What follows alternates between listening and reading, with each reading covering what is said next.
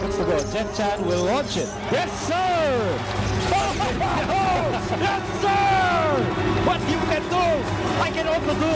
Then, Jeremy Cruz! Jeremy Cruz gets the basket! the Soul Train took over in overtime. And Sol Mercado answers back. It's a duel. Mano a mano. Guys, we're gonna win this, believe me. We're gonna win this. The series is not yet over, so we have one more big game, and hopefully we can pull that off. It doesn't get any better than this. What a play!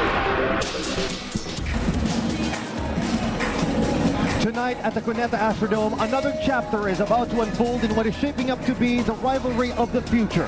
For the third straight conference, for a fourth time, the B-Meg Derby Ace Llamados and the Rain or Shine Elasto Painters find themselves face-to-face in another do-or-die scenario. And it looks like the name of the game for tonight's game is survival. Basketball addicts of the Philippines, hello and welcome to Game 4 of the 2010 PBA Fiesta Conference quarterfinals between the B-Meg Derby Ace Llamados and the Rain or Shine Elasto Painters. Vito Lasadin here, along with Alex Compton for Solar TV. And you look back at Game 3, which Rain or Shine took in overtime. That was a thrilling finish for Rain or Shine. And I think the only thing more impressive than their survival instinct is how they've completely thrown B-Meg off their game, especially on the defensive end. Well, you just look at the final score of Game 3, 117 to 111 in overtime. Great putback by Jeremy Cruz with that semi-jump hook. But the high scoring of Rain or Shine has come in stark contrast to the great defense typically provided by B-Meg. You see, average per game, B-Meg, the #1 defensive team this conference, giving up only 85.8 points per game. In this series, 99 points per game for Rain or Shine. Numbers that really jump out for me, the free throw attempts. I think one of the big reasons is the explosiveness and the quickness of the Rain or Shine players off the dribble, the ability to get past the initial defense of B-Meg and draw fouls, get to the free throw line. It's been a big factor in this series so far. So with their backs against the wall and the season on the line, the Llamados are making a huge gamble here tonight, bringing in a new import to replace Cliff Brown, who just arrived yesterday. A new player with a familiar name to the PBA. For the first time in PBA history, we're seeing a second-generation PBA import.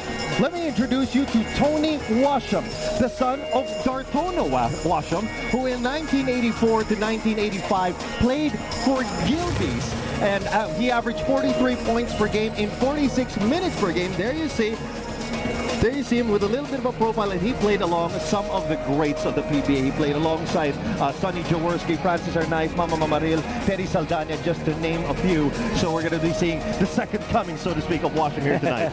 Yeah, and what a tough situation to be in, really, for Washam. I mean, to live up to his father's performance for his time in the Philippines in 84 and 85, and then to come into this situation where it's do or die right away. So you don't have a lot of time to adjust to the new plays, the new teammates, the new system. Now, we've heard this guy has quite a score ability to put the ball in the basket. Rod Neely has played against him in Israel. So we'll see what he can provide and if he can live up to the Washam name. Well, he'll be hoping that he inherited that in his DNA. Now, that loss of the B-Meg Derby Ace Llamados pretty much outshined the great individual performance of one James Yap, who scored a conference-high 34 points, anchoring an 18-0 third-quarter run to help the Derby Ace Llamados come back in the third, but unfortunately, in the end game, just wasn't there. Yeah, well, James has just been doing so much all series. His focus, his scoring ability. They call him Big Game James for a reason. The playoffs, things happen.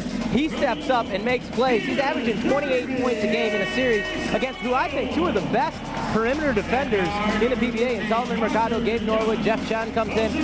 Rain or Shine has to try to throw everybody they can at James because James is just playing great in this series. Well, Jeremy Cruz and Jeff Chan did in fact open the door for the Rain or Shine Elasto Painters, extending that game to overtime. But the man that closed that game was definitely Sol Mercado, who has been at the core of this Rain or Shine offense. And last game, he was just sizzling hot in overtime. Well, the fiery leader of Rain or Shine, Solomon Mercado, is one of those guys that even if he's having a bad game throughout to the start of the game, in the end game, he plays with such passion that he has the capability of exploding at any time, and we saw that in Game 3. So now the sole survivors of the wild card phase are now one win away from moving on to the semifinals. But the B-Meg Derby Ace Llamados, with a new import and a new drive, are here hoping to hold court at the Araneta Astrodome, looking for a knockout Game 5 this Sunday. And we head now to the court for the introduction of the starting lineup.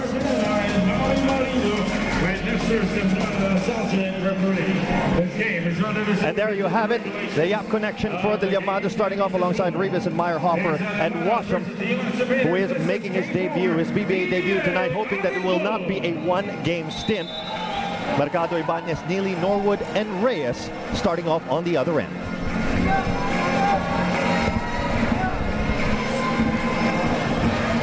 Definitely a tension-filled venue here at the Araneta Astrodome after seeing an exciting first game where we already know that we're going to be seeing a winner-take-all Game 5 on Sunday between Alaska and Ginebra. And the B-Meg Derby Ace Llamados would like to make Sunday a doubleheader. Here comes Washam.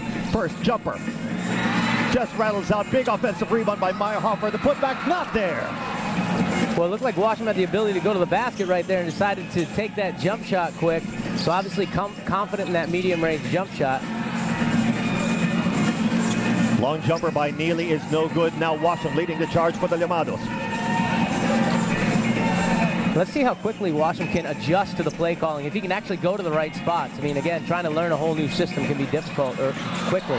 And James Yap, that hot hand, still smoking hot from 2 days ago, scoring the first basket of the ball game. Well, JR Reyes, I believe, did a no-no on James Yap, and he tried to go over the screen, allowing James to flare and get open space. And you don't want to give James space early and a chance to get hot early on in the game.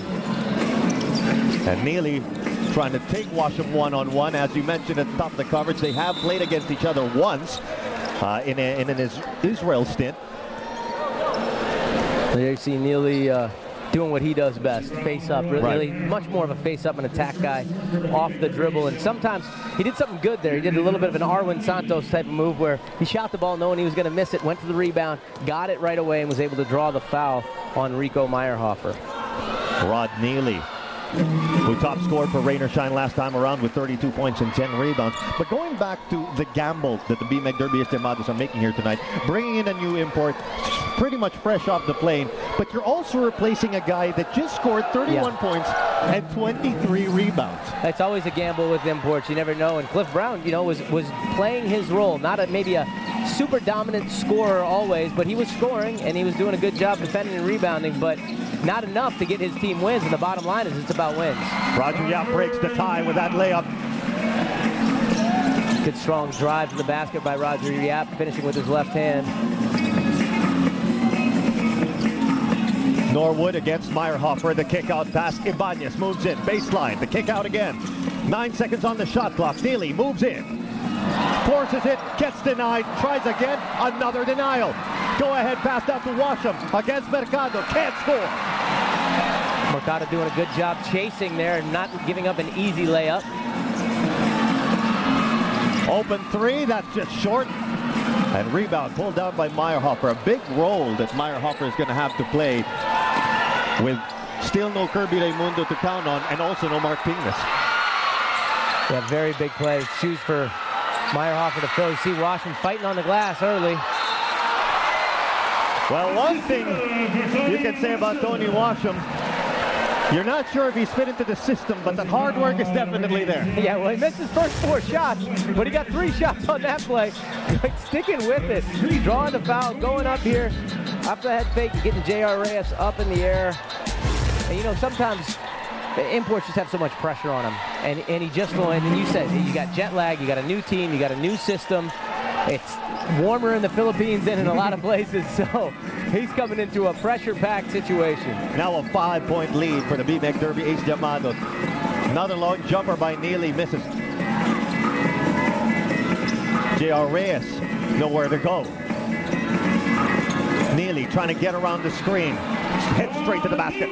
Well, he's just so good off the dribble, and I think the help needs to maybe come a little bit earlier. Sometimes when you cut Rod Neely off, he has an ability to make a counter move and get a good look at the basket as he did there. Nice and easy jumper by Rafi Reyes.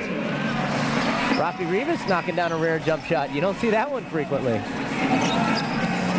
Approaching the 9-minute mark of the first quarter, still a 5-point advantage for the B-Meg Derby Ace Llamados. Neely in heavy traffic, he draws the foul. Well, we showed the statistic of Rainer Shine's ability to get to the free throw line throughout the course of this series. They're averaging 36 attempts